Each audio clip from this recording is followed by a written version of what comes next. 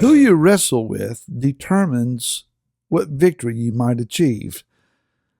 This is Barry Phillips, a 10-minute tour, day 4 of a Yishlach, and we are at the end today of chapter 32, Bereshit or Genesis 32. Let's go down to verse 24 and read a bit.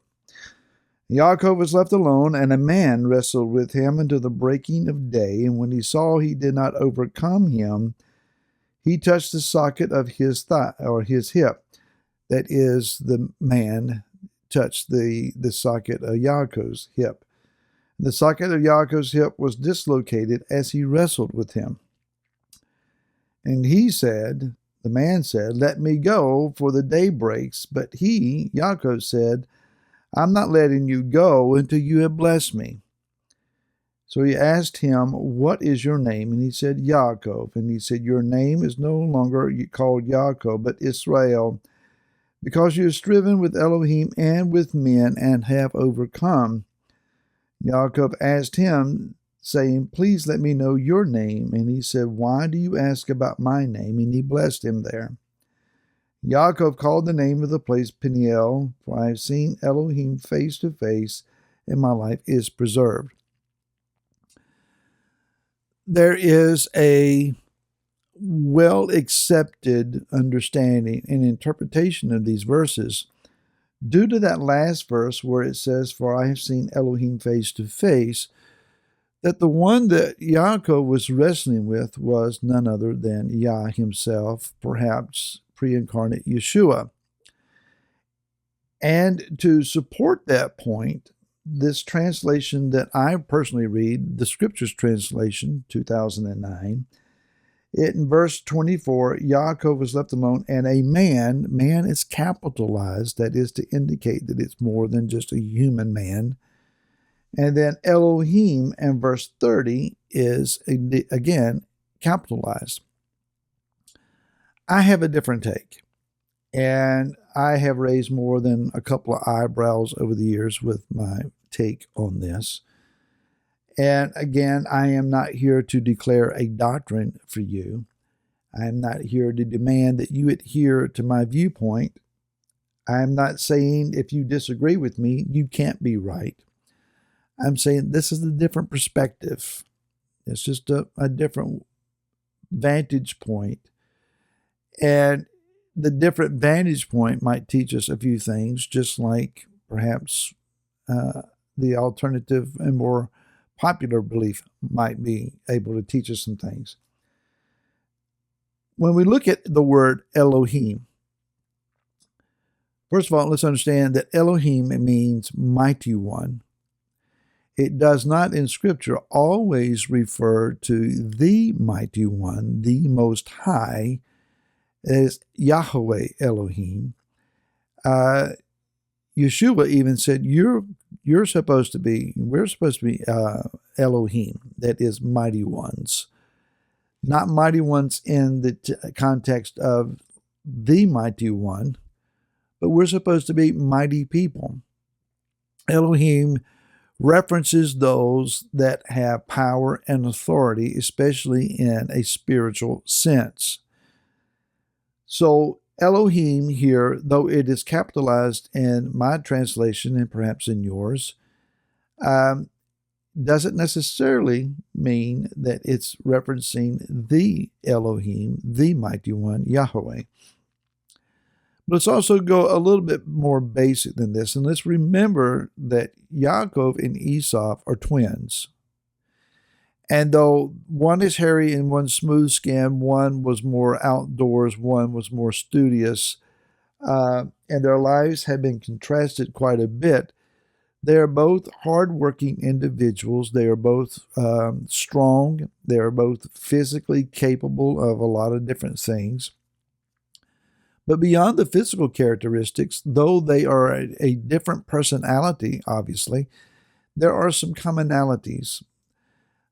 Among my 3 siblings and myself, there are quite a bit of different personalities at times, different ways of viewing the world, different ways of responding to the world, yet there is some very common things among us. We were raised in the same home by the same parents, and we learned the same values. So there is a lot of similarity.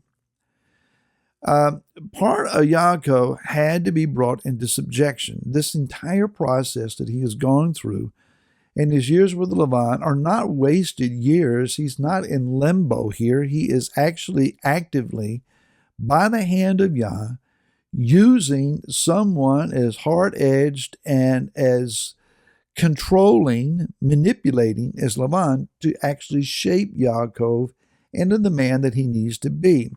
The ultimate goal for Yaakov is to become Israel. This is a title, not just a name, but also a title. It is an achieved rank. And Esau, I don't believe, has given up on seeking to have that title for himself.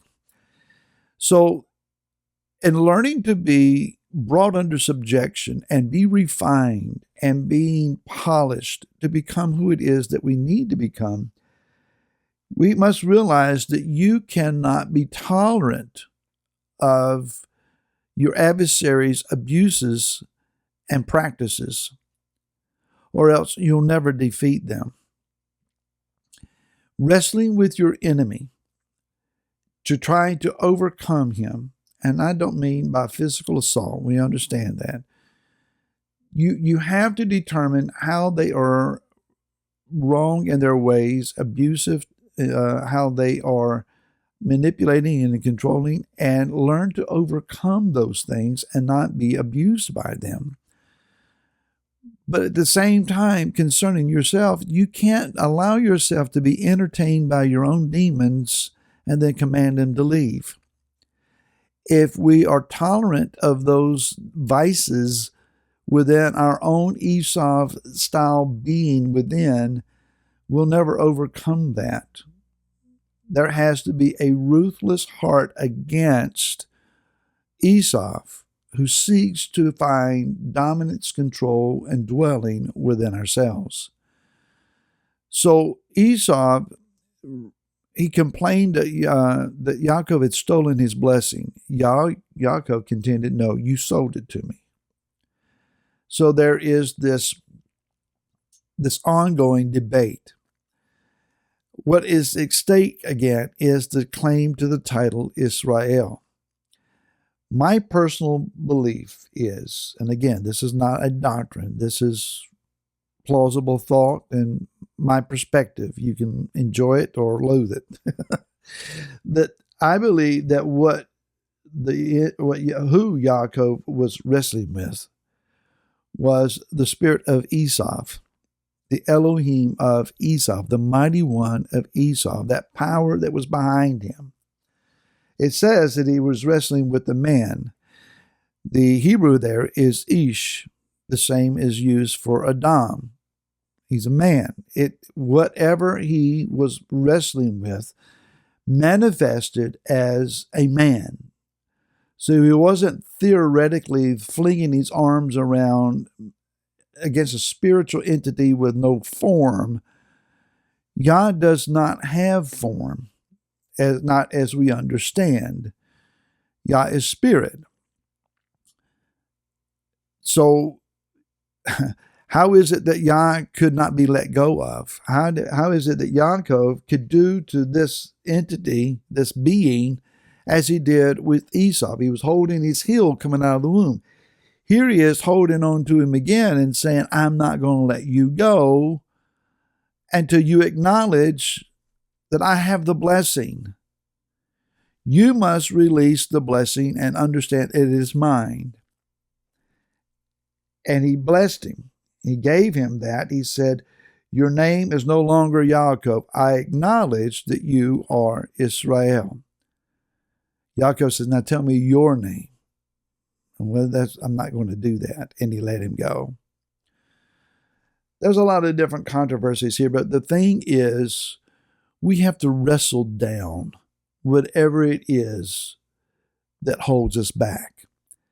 And when you know what and who you're wrestling with, then you get an idea of what your victory is supposed to be achieving. For Yaakov and now for us, it is that we become part of Am Israel. I hope to see you again tomorrow. To then, shalom.